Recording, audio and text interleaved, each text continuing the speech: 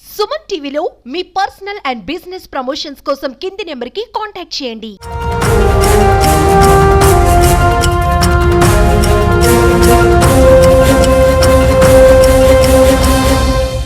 గాంజా సమాచారం మీద రైడ్ చేసినప్పుడు డిఎస్పీ అండ్ వాళ్ళ 1 town 2 town తొట్టెంబేడు B N Kandrika already ఉన్న సమాచారం మీద రైడ్ చేయడం జరిగింది.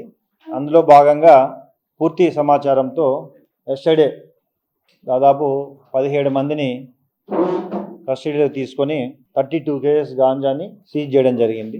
దీంతోపాటు ఈ గాంజా మొత్తం అంతా కూడా పాడేరు నుండి ఒక పర్సన్ తీసుకొచ్చి ఇస్తున్నాడని తెలిసింది. అతన్ని కూడా కస్టడీ తీసుకోవడం జరిగింది. సో ఈ ప్రెస్ మీట్ ద్వారా వాళ్ళతో పాటు కొన్ని సెల్ ఫోన్స్ కూడా సీజ్ చేయడం జరిగింది. ఇంకా జిల్లా వ్యాప్తంగా ఎవరెవరైతే కన్జ్యూమర్స్ ఉన్నారో, ఇంకా మిగతా సబ్ డివిజన్స్లో ఎవరెవరైతే ఈ గాంజాని బయట నుండి తెప్పించి మిగతా వాళ్ళు సప్లై చేస్తారో వీరందరిపై కూడా సమాచారం సేకరించి ఇంకా అరెస్టులు కూడా చేయడం జరుగుతుంది.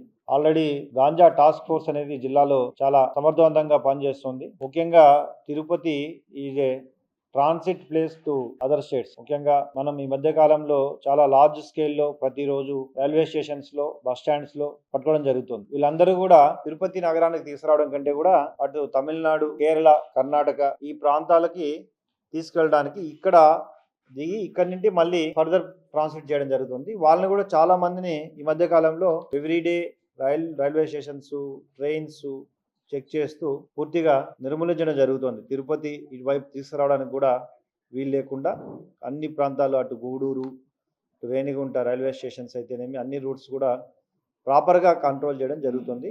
అదేవిధంగా తిరుపతి జిల్లాలో ఎక్కడైనా ఈ గాంజా సప్లై చేసే వాళ్ళని మరియు కన్జ్యూమర్స్ని వీళ్ళని కూడా పోలీస్ స్టేషన్ వైపు ఐడెంటిఫై చేసి వారిపై కూడా నిఘా ఉంచడం, వాళ్ళ మీద ఎవరైతే సప్లై చేస్తారో వీళ్ళందరి మీద షీట్లు ఓపెన్ చేయడం, కేసెస్ని కూడా ప్రాపర్గా ఇన్వెస్టిగేట్ చేసి వీళ్ళు రిమాండ్ బయట రాకుండానే కేసెస్ని కంప్లీట్గా ఇన్వెస్టిగేషన్ కంప్లీట్ చేసి ప్రాసిక్యూట్ చేసే విధమైన చర్యలు కూడా తీసుకోవడం జరుగుతుంది.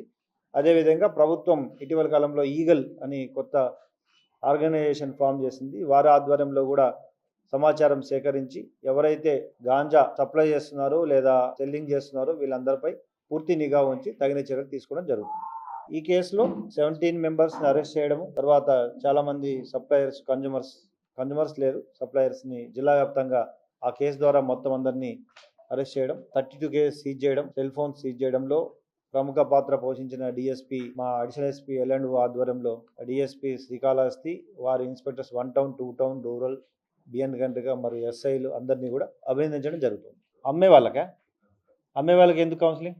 ఇందులో మ్యాక్సిమం అమ్మేవాళ్ళు. సూత్రధార అనేది ఉండదు. ప్రధాన సూత్రధార అనేది మేజర్గా బయట నుండి పాడేరింటి తీసుకొచ్చి వాళ్ళు కూడా తీసుకొచ్చి సప్లై చేస్తారు, కిలోకి ఇంత అని చెప్పి పంపిస్తుంటారు వీళ్ళ ఫోన్ ద్వారా. సో ఇది కూడా పట్టుకోవడం జరిగింది. కేసెస్ వెరిఫై చేసి చేస్తాం. తప్పకుండా రాబోయే రోజుల్లో ఎక్కువ కేసెస్లో ఇలాగే ఇన్వాల్వ్ అయితే వారిపై పీడియాక్ట్ కూడా పెట్టడం జరుగుతుంది. అది రాష్ట్ర వ్యాప్తంగా ఒక పాలసీ ప్రకారం వస్తుంది. తొందరలో ఇట్ విల్ కమ్. పూర్తిగా రాష్ట్ర ప్రభుత్వమే మీకు తెలియజేయడం జరుగుతుంది. ఆ విధి విధానాలు అన్నీ కూడా కొన్ని రోజులు తెలుస్తాయి బయట. మిగతా డివిజన్ మొత్తం అంటే కాళహస్తి డివిజన్ మాత్రం చేశారు వర్క్ కేసు కానీ, బట్ ఇది జిల్లా వ్యాప్తంగా అరెస్ట్ చేయడం జరిగింది. వెంకటగిరి, గూడూరు అన్ని చోట్ల నుండి ఉన్నారు వీళ్ళందరూ. ఒక్క కాళహస్తి వల్లే కాదు. సో ఒక కేసులో మొత్తం అందరినీ తీసుకురావడం జరిగింది. వీళ్ళ ఇన్వాల్వ్మెంట్ని ఇన్వెస్టిగేషన్లో తీసుకురావడం జరిగింది. 3 కేసులు.